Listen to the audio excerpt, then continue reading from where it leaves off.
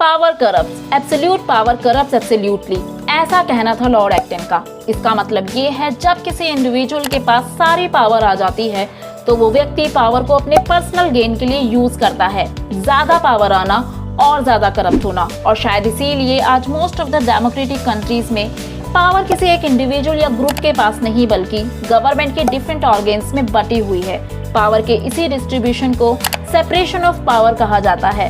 Hello everyone, welcome back to my channel.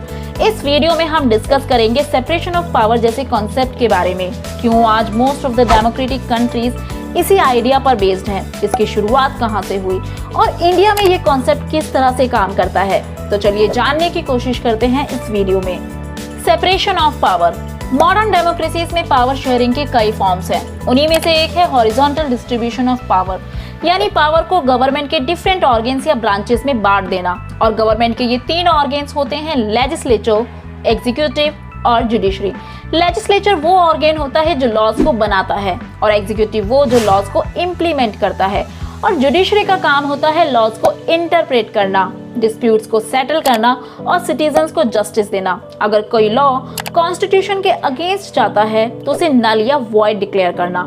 नल और void से हमारा मतलब है जिस कानून की कोई वैधता नहीं होती है, और इसी को सेपरेशन ऑफ पावर कहा जाता है, जिसमें ये तीनों ऑर्गन्स इंडिपेंडेंटली काम करते हैं और एक दूसरे के काम में इंटरफेयर नहीं करते हैं।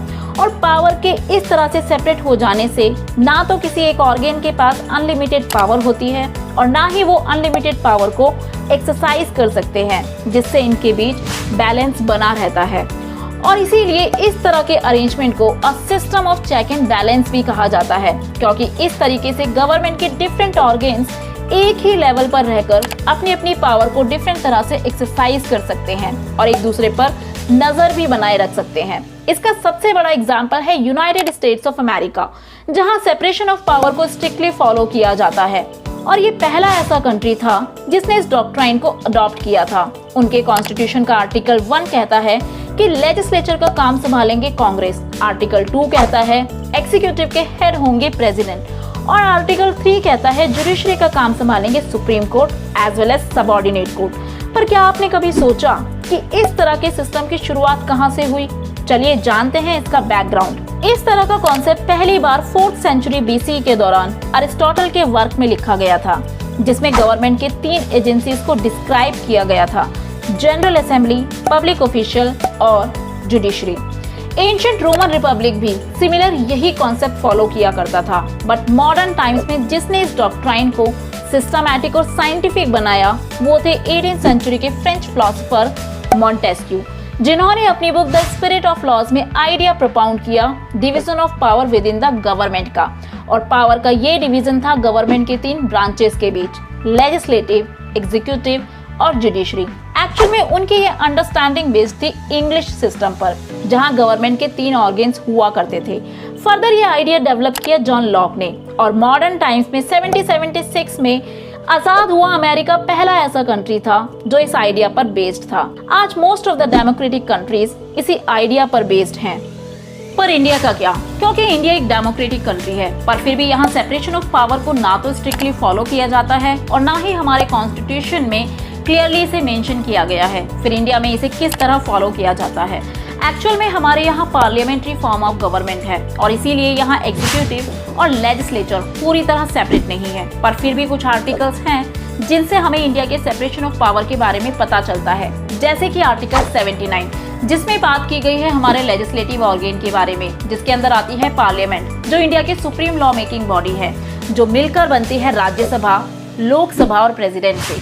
प्रेसिडेंट पार्लियामेंट का पार्ट होते हैं पर उसका मेंबर नहीं। कोई लॉ बनाने के लिए जरूरी है दोनों हाउसेस से उसका पास होना, पर इतना काफी नहीं है, क्योंकि कोई भी बिल तब तक लॉ नहीं बन सकता है जब तक कि प्रेसिडेंट उसे अपना एसेंट ना दे दे। दूसरा ऑर्गन है एग्जीक्यूटिव, जिसके अंदर आते हैं president, vice president, prime minister और उनकी काउंसिल ऑफ मिनिस्टर्स। हमारे यहाँ PM और काउंसिल ऑफ मिनिस्टर्स लोकसभा का मेंबर होते हैं और वो तब तक अपने ऑफिस में बने रहते हैं जब तक कि उनके पास लोकसभा में मेजॉरिटी होती है। PM और काउंसिल ऑफ मिनिस्टर एग्जीक्यूटिव का पार्ट होते हुए लेजिस्लेचर का पार्ट भी होते हैं, क्योंकि कोई भी नया बिल इन्हीं के द्वारा प्रपोज किया जाता है। प्रेसिडेंट हेड होते हैं स्टेट के, वहीं प्राइम मिनिस्टर हेड होते हैं गवर्नमेंट के, और इसीलिए यहाँ एग्जीक्यूटिव और लेजिस्लेटिव ऑर्गन पूरी तरह सेपरेट नहीं है। इन सब के अलावा आर्टिकल 123 जिसके तहत प्रेसिडेंट के पास पावर है ऑर्डिनेंस को इशू करने की जब पार्लियामेंट अपने सेशन में ना हो। इस केस में प्रेसिडेंट एंजॉय करते हैं अपनी लेजिस्लेटिव पावर को। थर्ड ऑर्गन है जुडिशरी, जिसके अंदर आते हैं सुप्रीम कोर्ट, हाई कोर्ट और डिस्ट्रिक्ट कोर्ट।